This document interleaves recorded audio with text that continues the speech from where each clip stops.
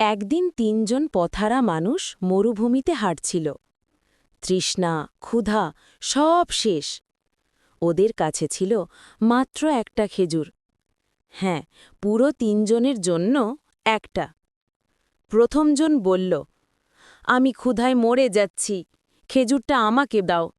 দ্বিতীয়জন বলল, আমিও খুব অসহায়, আমার দরকার। তৃতীয়জন চুপ করেছিল, শুধু বলল, তোমরা খাও, আমি আল্লাহর উপরে ভরসা রাখছি। দুজন খেজুরটা ভাগ করে খেল, আর তৃতীয়জন খালি তাকিয়ে রইল, একটাও খেল না। রাত হলে ৩ জনেই ঘুমিয়ে পড়ল। ভোরে সবাই জেগে দেখে, যে লোকটা খেজুর খায়নি সেই লোকের পাশেই খাবারে ভরা থলে, আর ওপরে একটা লেখা, তোমার তাওয়াক্কুলের বদলা। আল্লাহ কখনো কাউকে নিরাশ করেন না।